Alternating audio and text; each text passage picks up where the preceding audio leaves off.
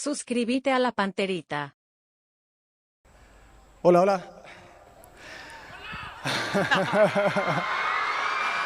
¡Va el aporte!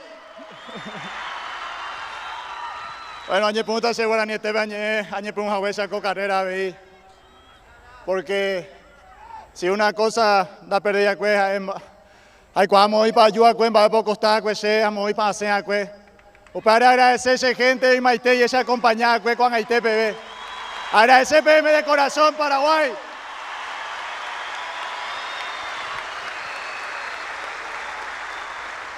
Bueno, la verdad, yo tenía todo anotado, quería leer, lo estudié todo, llevo noches sin dormir. Y la verdad que cuando suceden estas cosas, lo lindo del fútbol, donde las pasiones, los sentimientos, las emociones te juegan cualquier cosa, lo mejor que uno puede hacer es hablar con el corazón.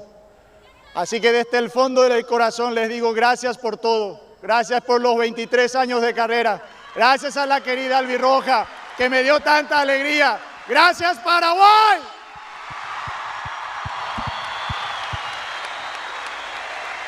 Quiero agradecer en primer lugar a mi familia, que siempre estuvo conmigo en las buenas y en las malas.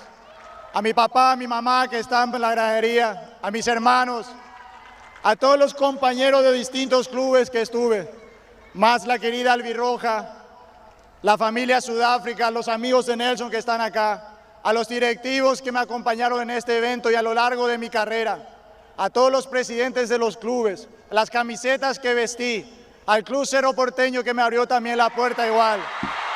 Gracias por todo. Seguro me olvidaré de algunos para agradecer, pero de corazón, si es que me olvido, no es personal, sino que simplemente no me está llegando a la cabeza. Así que muchísimas gracias a todos de corazón. Y nos volveremos a ver muy pronto en las canchas de este otro punto. Gracias.